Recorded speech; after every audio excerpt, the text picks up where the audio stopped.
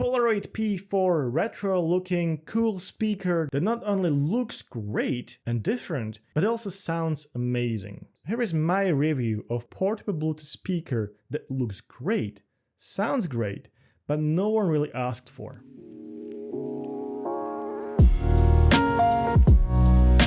Polaroid, famous for making their iconic cameras since 1937, has branched out into creating printers, films, and as it turns out, speakers too. But question arises, are they any good? By the way, this video is not sponsored by Polaroid, I just happened to got one for Christmas and I was really impressed with it, so I decided to make a video and share my impressions with you. The model I have here is P4, but there's also this tiny portable speaker P1, slightly larger speaker P2, and its larger sibling P3.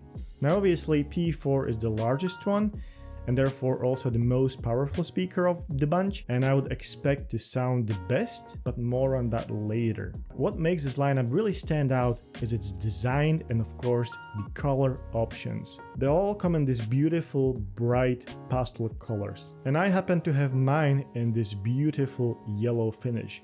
But P4 also comes in black and white panda finish, but I'm actually happy that I got yellow one because I think it looks fantastic. I have never seen a speaker that looks this great and it wasn't made in 50s or 60s. I'm truly impressed with design choice here. Then there's a build quality. This speaker is mainly made of plastic. However, it feels sturdy and well built. There's also this metal handle on the top which obviously helps you to carry around the speakers, but it just feels, you know, very high quality and cold to the touch, which just adds to the premium experience. The mesh on the rear is also made of metal and it helps to protect this base reflector on the rear. On the bottom we have this rubberized foot which obviously helps with the stability. It also helps to avoid any unwanted rattling or any unwanted vibrations. As you can see, there are no sharp edges. It's all just curves and circles.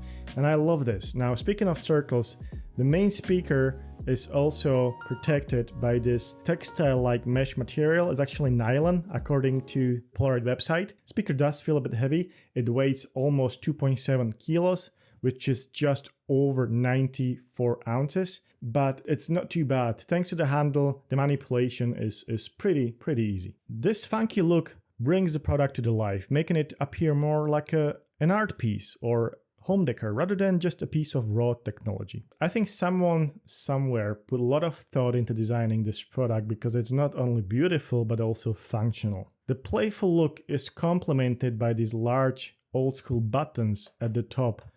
They're no touch buttons, they're proper tactile buttons, and you also have this large dial here at the top which not only works for adjusting the volume, but it also works for browsing the internet radio stations in this rather traditional way, which I'm a big fan of. Now I already mentioned buttons at the top here, but the one button really stands out. It's this red play button, which obviously is a nod to the old Polaroid cameras, and the shutter button used to be red. Because of the play icon, we know it can play and pause music, but it can also turn on and turn off the speaker with the long press. Then there's a Bluetooth button, which is pretty self-explanatory. You know, if you press and hold it, you can pair your phone with it or any other Bluetooth device. But if you press it and hold it for a bit longer, you can actually pair another Polaroid speaker with it and create a stereo sound experience. There's also an NFC logo here. If you bring up your phone to it, you'll get a pop-up with the Polaroid website, which is great, but I think it's kind of a missed opportunity. It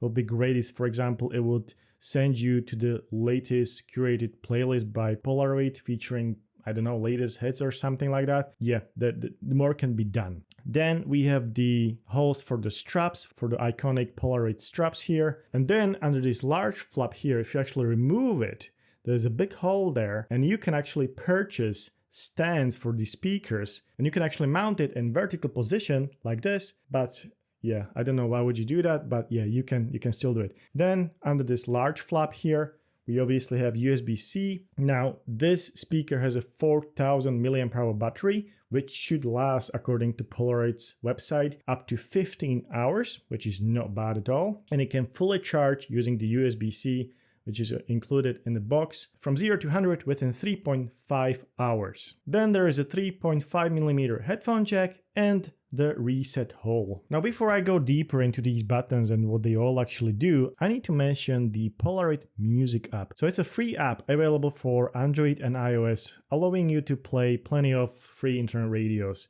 But you can also link your Spotify and Apple Music accounts through it. It also unlocks this extra layer of usability, but also to make better use of those analog buttons and the wheel. You can also press this hard button to save the song you're currently listening to your favorites, which is pretty neat. Polaroid is clearly betting on that in-the-moment experience with less screen time, and I'm a big fan of this concept, said the guy with all these monitors behind him. Anyways, point is, obviously you don't need this app at all to fully enjoy the speaker, but it just adds an extra layer to the full and rich user experience. As you can see, even just by using regular streaming apps such as Apple Music or Spotify, the name of the song will be displayed on this tiny 8x8 pixels or dots LED panel. It's great, it looks funky.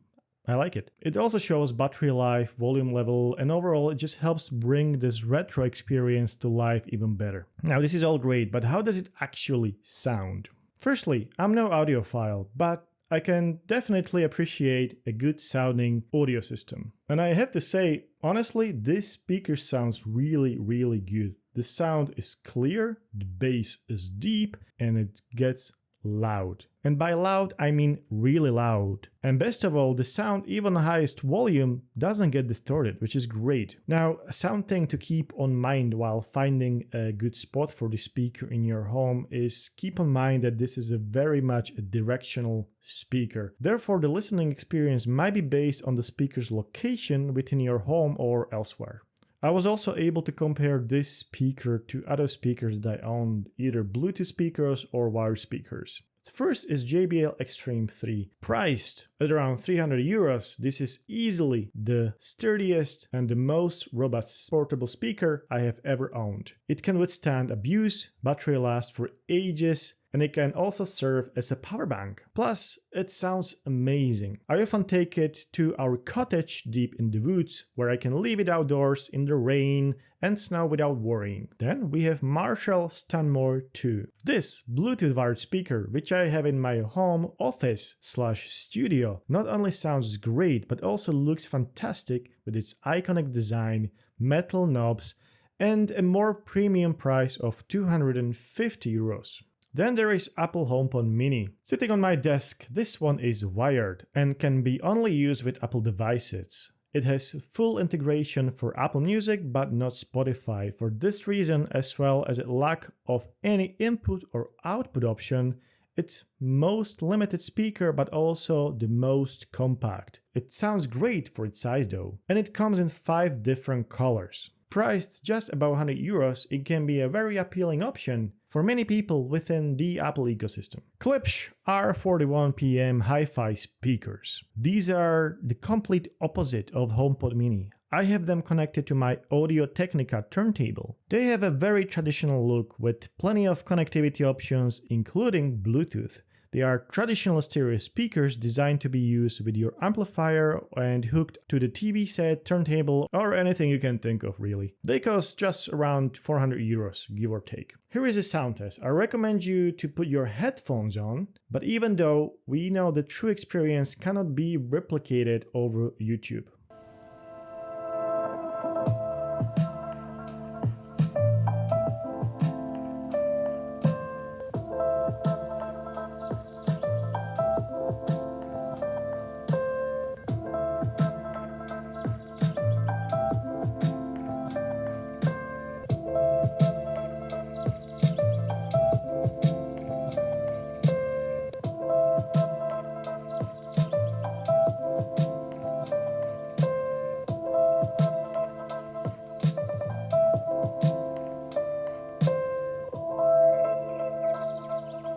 You might say that these are not direct competitors to Polaroid P4, and you might be right. But sometimes it's good to think outside of the box and compare different ends of spectrum. With these speakers, I can offer you my honest opinions, since I own them for a while now. I will of course link all these in the description below for you to check out. Polaroid P4. Now, this speaker is currently on sale, and if you order it from official Polaroid website, you will also get this free but pretty decent shoulder strap, which in my opinion can be pretty handy if you plan to carry around the speaker a lot. So who is the speaker for? If you don't mind the lack of IP certification, it will be a great companion for parties, camping, barbecues, or just very stylish home speaker. Just be careful not to get it wet or in sand. Polaroid introduces a colorful and bold option in the sea of boring look-alike portable speakers, and I appreciate it. On the other hand, the trade-off for beautiful design and build quality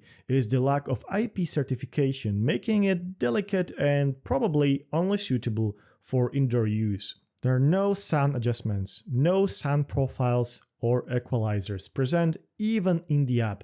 But I guess this speaker is simply designed for that out-of-the-box experience that just works.